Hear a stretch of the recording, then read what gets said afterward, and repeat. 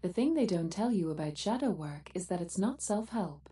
It's a banishing ritual where the demon you're casting out is the version of yourself you've been pretending to be. Jung didn't invent the shadow. He gave it a name that wouldn't get him kicked out of academic circles. But pagans, we've been doing this work for centuries.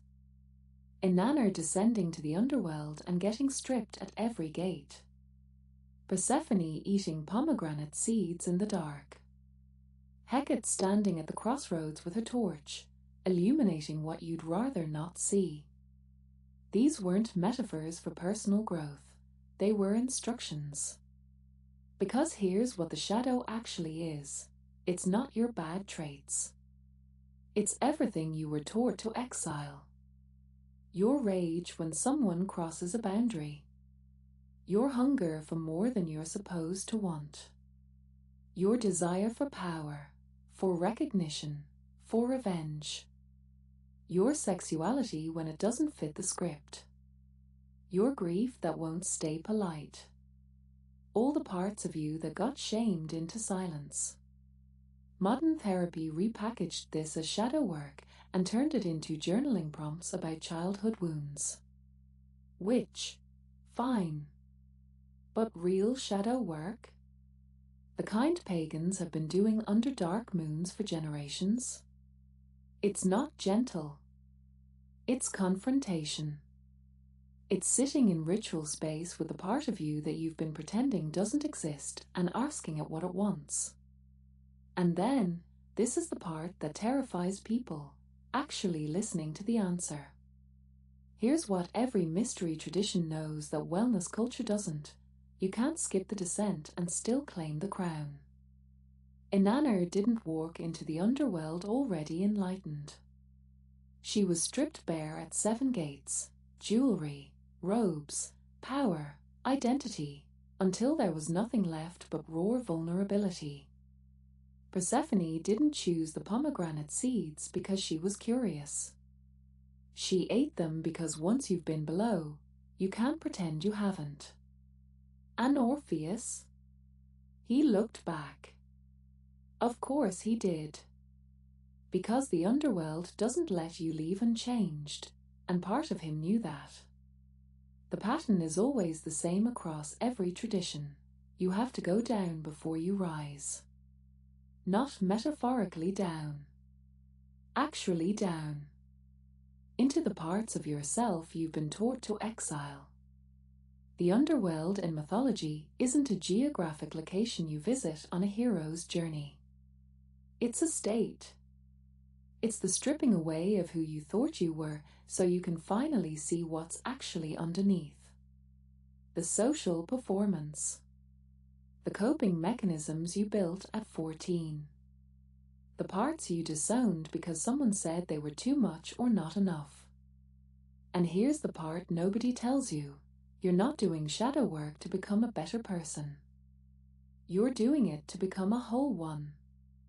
And whole people are terrifying because they know exactly who they are. They've met their own underworld and survived it.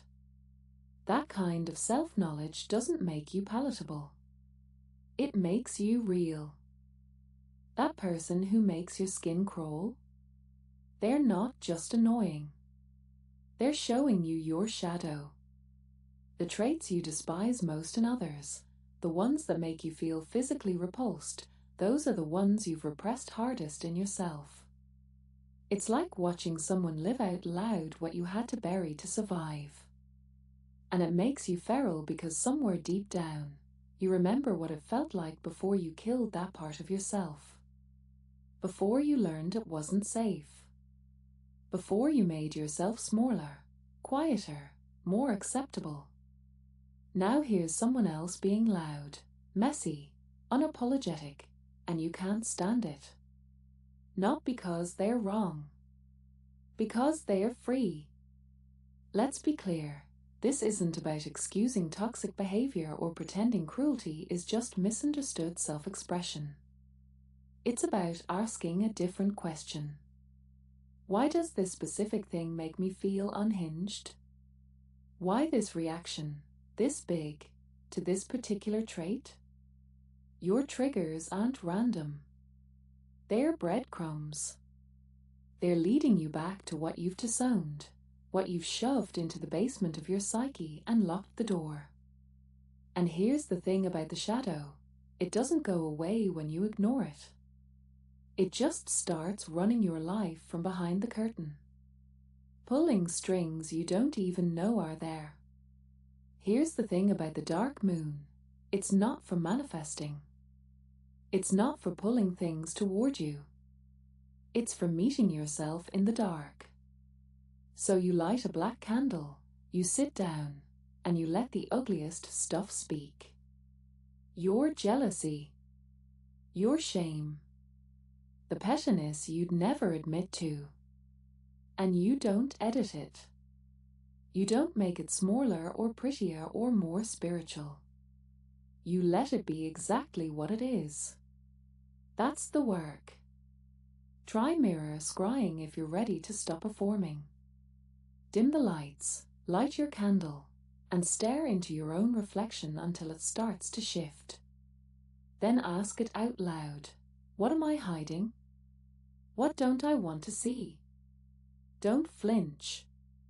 Don't look away when your face starts to feel unfamiliar. That discomfort is the spell working. The breaking open is the point. And if you want full integration, try this. Write down the trait you hate most about yourself, the one that makes you cringe. Then write down how it's protected you, how it's kept you safe, kept you fed, kept you breathing. Because it has. That anger, it set boundaries when nothing else would. That coldness, it got you through something that would have destroyed you otherwise. Read it. Feel it. Then burn it. Thank it for its service. And reclaim it as power instead of poison. That's shadow work. Not transcendence. Reclamation. Here's what they don't tell you. Integration has consequences.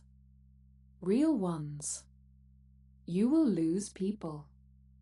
Because when you stop performing the version of yourself they needed, the accommodating one, the predictable one, the one who never said the sharp thing out loud, some of them won't know what to do with the real you. And they'll leave. Or you'll leave. Either way, the room gets quieter. You will become less convenient, less polite, less willing to shrink yourself into shapes that make others comfortable. You'll stop laughing at jokes that aren't funny. You'll stop saying yes when you mean no. You'll stop pretending your boundaries are suggestions. And that's the entire point. You're not here to be easy to digest. The shadow, once integrated, doesn't make you soft. It makes you sharp, clear, unapologetic. You stop second-guessing your right to exist in full color. You stop apologizing for taking up space because you'll finally believe, not intellectually, but in your bones, that you're allowed to exist as you are.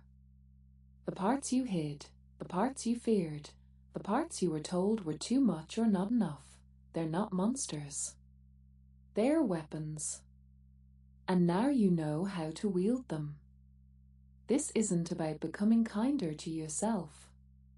It's about becoming free. There's this Japanese art form called kintsugi. When a piece of pottery breaks, instead of throwing it away or gluing it back together like nothing happened, they repair it with lacquer mixed with gold. The cracks aren't hidden. They're highlighted. They become the most beautiful part of the piece. That's what shadow work actually is. You're not fixing yourself. You're not sanding down the rough edges until you're palatable. You're making the breaking part of your beauty. The witch who's done real shadow work doesn't fear their darkness anymore. They don't apologize for it. They wield it. They know the difference between being controlled by your shadow and being empowered by it. One makes you reactive, small, haunted. The other makes you dangerous in the best possible way. Fully present. Fully aware. Fully yourself. This is why shadow work is the most powerful magic you can do. Because you're not casting spells to change the world. You're casting spells to stop being afraid of yourself. And once that fear is gone, everything shifts. The way you move through the world. The way you hold boundaries. The way you love, create, destroy, rebuild. All of it changes because you're not running anymore. Your shadow isn't the thing you need to fix. It's the thing you've been feeding in the dark while calling yourself whole. And the moment you stop running from it, you stop being haunted by it. That's the spell. That's the power. That's the point. Follow Blackfire Atelier. I'll see you in the shadows.